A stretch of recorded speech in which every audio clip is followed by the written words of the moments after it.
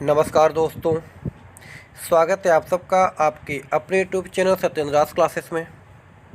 जैसा कि आपको मालूम है, हम आप लोगों को साइंस के क्वेश्चन करा रहे हैं। तो आज हम आपके लेके आए साइंस के 15 मोस्ट इम्पॉर्टेंट क्वेश्चन जो अक्सर एग्जाम में पूछे जाते हैं। जो लोग पहली बार चैनल पर विजिट कर रहे हैं, चैनल को सब्सक्राइब, लाइक और शेयर कर दें। देखते हैं आज का पहला क्वेश्चन है हीमोग्लोबिन क्या है। आपको बताना है हीमोग्लोबिन क्या है। तो हीमोग्लोबिन क्या है?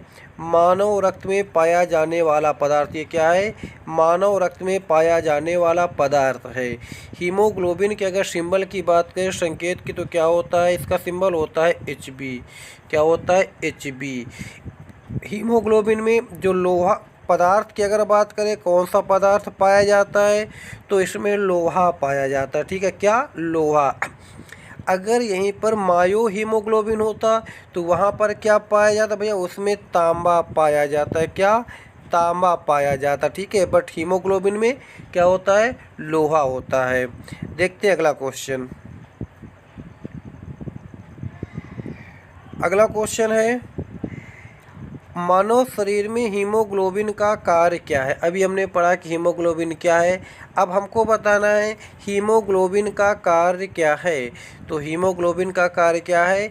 इसका कार्य है ऑक्सीजन का परिवहन करना। क्या है? ऑक्सीजन का परिवहन करना। अगला क्वेश्चन है रक्त में लाल रंग किसके कारण होता है। आप लोगों को बताना है रक्त में जो लाल रंग होता है ये किसके कारण होता है। तो ये किसके कारण होता है? ये होता है आपका हीमोग्लोबिन के कारण। किसके कारण? हीमोग्लोबिन के कारण होता है। जो प्लाज्मा होता है ये मानव रक्त में 55% होता है। कितना परसेंट होता है? 55। कहीं कहीं पर आपको 60% भी मिलेगा, तो 60% भी सही है। 55 से 60% तक मानव रक्त में प्लाज्मा पाया जाता है। अगला क्वेश्चन है जब एक व्यक्ति वृद्ध हो जाता है तो सामान्यतः उसके रक्त के दाब में परिवर्तन आता है। आपको बताना है कि जब कोई व्यक्ति वृद्ध हो जाता है तो उसके रक्तदाब में, जो रक्तदाब आपका कितना होता है आप लोग जानते होंगे। ठीक है, कि कितना होता है रक्तदाब भैया? रक्तदाब आपका होता है, कितना होता है? सब लोगों को मालूम होगा ये कितना होता है? 120/180 होता है। कितना होता है?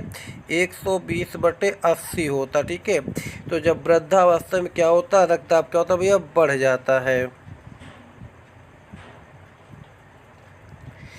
अगला क्वेश्चन है किस उपकरण का प्रयोग रक्तचाप नापने के लिए किया जाता है।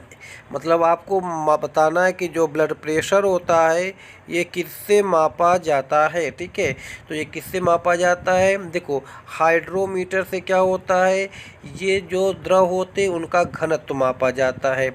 स्पिग्नोमैनोमीटर से क्या मापा जाता है भैया? रक्तचाप। क्या मापा जाता है? रक्तचाप मापा जाता है। अगला क्वेश्चन है विटामिन सी की कमी से कौन सा रोग होता है। आपको बताना है विटामिन सी की कमी से कौन सा रोग होता है। तो इसकी कमी से कौन सा रोग होता है? स्कर्वी होता है। कौन सा? स्कर्वी। इसका रासायनिक नाम क्या है? इसका रासायनिक नाम स्कार्बिक एसिड होता है। क्या होता है? स्कार्बिक एसिड होता है।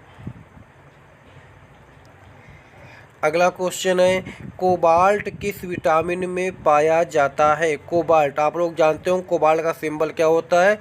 क्या होता है भैया? कोबाल्ट का सिंबल CO होता है। ठीक है, कोबाल्ट का सिंबल। कोबाल्ट किस विटामिन में पाया जाता है? ये पाया जाता है आपका विटामिन B12 में। किस में होता है? ये विटामिन B12 में होता है।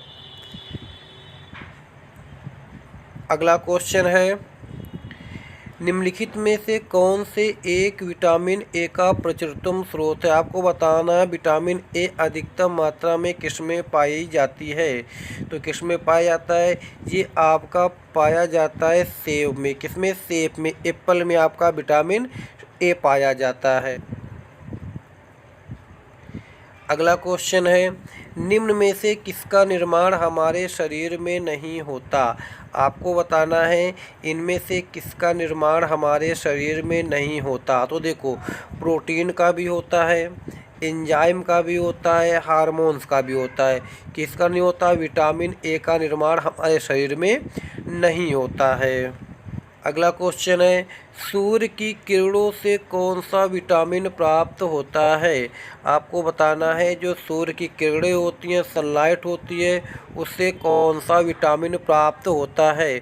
तो कौन सा विटामिन प्राप्त होता है? उससे प्राप्त होता है विटामिन डी। कौन सा? विटामिन डी, जिसकी कमी से बच्चों में रिकेट्स या सूखा रोग हो जाता है। कौन सा?